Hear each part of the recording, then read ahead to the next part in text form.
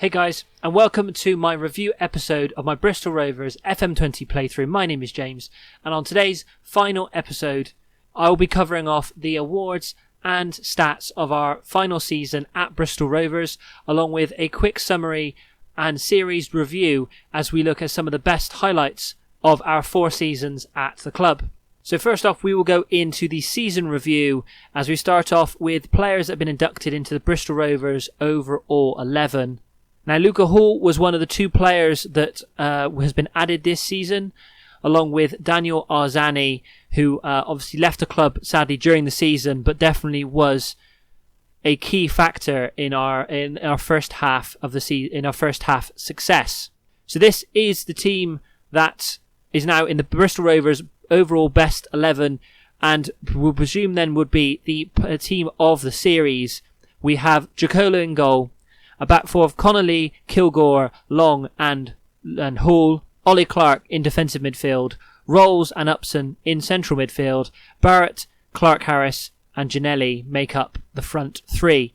I'd say I'd agree with that. The only one that does surprise me is that Arzani actually only makes the bench rather than on the field. Giannelli, even though he was probably here for a little bit longer than Arzani, I don't feel that he warrants being on the starting 11, where Arzani only makes the bench. But the bench includes Trafford, who, Giacomo was our main keeper for our original rise up the leagues. But Trafford, I do feel, turned out to be the better goalkeeper. We then have Harries, who never really had much of an impact, but was an okay backup defender. Holmes Dennis, again, another player who was incremental in our rise. Zane Walker, scorer in the playoff final, first time we got promoted to the Premier League. Obviously Arzani, Agogo, who was the backup to Clark, and then George Thomas, who was always really going to sit in Clark Harris's shadow, but again was a good backup for him. In the end of season awards, unsurprisingly, Johnson Clark Harris, will go over his stats in a minute, with 46% fans player of the season, followed by Kevin Long and Alfie Kilgore. 2 of the 3 players were here at the club when we started the save, with Long coming in the second season. Goal of the season was Jack Rolls against Charlton, being that it's a central midfielder, and I'm trying to remember whether this was when he played up front or whether this was going to be one of the screamers from distance that our midfielders became so famous for. So we've got Arzani with the ball, bring it forward to Rolls, back to Gallagher. It is a screamer. Rolls with the curl into the far bottom corner. It is one that our central midfielders became very good at, be it Ollie Clark, be it Ed Upson, or be it Jack Rolls. They were all very good at scoring from distance. Signing the season was Jordan Stokes, 1.54 million from West Ham. Never really made much of an impact. Only had 11 games he played. 6 of those were from the bench. But if we had have carried on the series, I think he would have started to become maybe one of our starting right backs. He was a good backup for Arzani and did make some impact when he did come on in a few of those games. And finally, young player of the season, Alfie Kilgore. This man was a constant throughout the series. Overall, bar the odd 30 games he'd played before we started the series, he's almost close to 200 games now, with 11 goals, 5 assists, 2 player of the matches, and a 6.99. 6.99 for a career average rating, I think is pretty good. And he, bar the Premier League season again, where maybe that's why he dropped out because of his poor form, but he was pretty much always in and around the 7 average rating, which I can't really expect much more from my central defenders. So our overall season review, obviously we far exceeded what was expected. We were expected to be a top half finish. However, on the final day of the season, with a 0-0 draw at against Derby, we managed to take advantage of Reading bottling it and jumped into second spot, securing the final automatic promotion spot back into the Premier League only 1 season after we got relegated out of it. We lost in the 4th round of the FA Cup to Stoke. There's no harm there at all. Runners up in the Championship, and we lost frustratingly in the Carabao Cup in the 4th round, but this time to Leyton Orient. That, out of the 3, is the only one really that we can be disappointed with.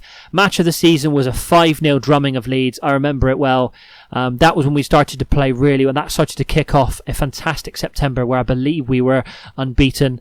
And then moment to forget, the 2-0 loss at home to Bristol City. We managed to draw away at their place, but that was a tough pill to swallow. But I think getting promoted was justice in the end. So we were the better team in the end, and we got promoted back into the Premier League. Average attendance of 78%. Slightly disappointed with that. It's obviously far and above where we were at the start of the save. But for a 22, I believe it is, capacity stadium, and back in, I know we got relegated out of the Premier League, but we'd hope to think that our reputation would have allowed us to be able to go on a better attendance than that. Dynamics have ended on a positive, very good dressing room atmosphere, excellent managerial support. I'd like to think so based on how well we've done in the last couple of seasons, even with the relegation from the Premier League. Our team leaders, Jonson Clark-Harris, Kilgore and Tom Lockyer. Tom Lockyer, obviously, who came back in our Premier League season after trying to right what I felt was a little bit of a wrong. Brought it back in. He came in as a team leader. Him and Long have swapped team leadership throughout the season, back and forth. But with Lockyer being the vice captain, I think that's really why he's managed to secure at the end of the season that team leadership. With Jacola, Barrett, Long, Rolls, Janelli, Gallagher, and Kelly, all of which have been mainstays in the side this season. Maybe that's why Janelli is in the team of the season, because he's a highly influential player, whereas maybe if Arzani had stayed for the rest of the season, he probably would have taken his spot. And then finally, some influential players, some up and coming youngsters in terms of Walker, Trafford, McCann, and Cottrell, with Jack Stacey being one of the newer players that came in January. Now, if we look at the squad this season, in terms of highest appearances, Gallagher with 50 appearances this season, one from the bench, only beats Clark-Harris by one bench appearance. Clark-Harris, I barely was out of the squad this season, and as he was the only striker for really the second half of the season, that was lucky that he managed to stay injury free, and was one of the key reasons I think we were able to so well. Trafford, 49, Kilgore, Barrett, Long. These are all the same names that we've seen on the overall best 11. They're ones we've seen in the awards. These have been the key players, not just this season, but I think throughout the series as well. In terms of goals, it was all one man. Clark-Harris with 27 goals of the season. Josh Barrett also with 15. I think he triggered one of his goal bonuses for the year as well. And Janelli, Gallagher and Rolls, all with half a dozen apiece, and then a smattering of goals elsewhere. But really and truly, it was these five players I think were key for us in the attacking department. Even though for the last kind of probably half a dozen games, our attacking half of our team were missing without leave. In all honesty, we really did struggle, and luckily it didn't mean anything in the end. But it could have been our undoing, definitely. Assists are a little bit more spread around, but we've got the same familiar names. Josh Barrett and Janelli are two wide players. Gallagher, Smith with 5, Rolls with 5, Walker with 4. Clark-Harris even had a few himself in terms of playing that more pressing forward, where he might have been passing on to somebody else, with players like Barrett coming in off of the left-hand side. And then finally, average ratings for the season. Long, Clark-Harris, Kilgore, our first, second and third in terms of fans player of the year award. Stacey came in January and managed a 7.08. He slotted into the team very quickly. McCann again came in January. Rolls and Gallagher are the final few that have the 7.0. I think it was these key players at the top that dragged the rest of the team forward and allowed us to be able to gain promotion back to the Premier League. Let's look at the Sky Bet Championship. Let's bring up the league table. And in terms of key players throughout the league, Jonson Clark-Harris with 24 league goals. He tops by 4 goals the top goal scorer and wins that award. Player of the match, Clark-Harris is in there joint first with 7 player of the match awards. Trafford was one off the most clean sheets, coming in second place. However, Kevin Long with 16 yellow cards this season. He was suspended never got sent off, but he was suspended 3 times for picking up 5 yellow cards. It was almost the a double-edged sword in terms of he was a very good defender, but he didn't have to get himself booked and risked him getting sent off. And as we can see there, finally, confirmation there, Rovers in second place on 86 points, beating Reading by goal difference to the promotion spot into the Premier League, with Watford massively ahead of everyone else going up as champions. So here we have the commercial summary for the season. One thing is really nice to see is that due to our financial performance, the club has actually paid off any outstanding debt. This was something the club had when I joined, and it is great to be able to clear that off. As it hypothetically goes off into the future, they will no longer have any debt of the club, and obviously any money that comes in will be able to go straight back into the club's coffers. And a commercial summary, we this year we managed to get a 3-year deal with 1.1 million. That says everything for how much we improved going into the Premier League in terms of our commercial draw. Our sponsorship money went up. Our sponsorship went up massively, 14 million in sponsorship deal, whereas the previous season was 509k. Broadcasting revenue went down. It's not surprising as we dropped out of the Premier League. Corporate hospitality has gone up by 100k. Competition prize money again went down, not surprising as we were in the Premier League last season. Match day, commercial and retail has gone up by around 250k as well.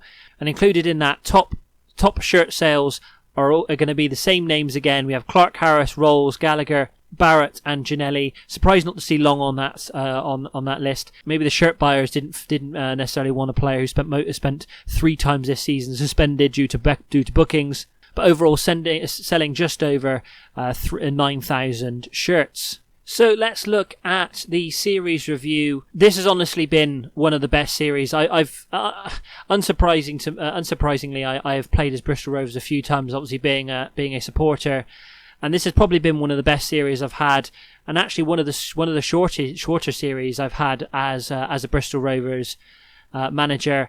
And I think that's been increased a little bit by me producing the videos to go on YouTube. I think this added an element to it as well. But I do feel this is one of the better teams, the better group of players that I have played with in terms of Bristol Rovers manager. Going right back to the beginning, in our first season, we got promoted from Sky Bet League One.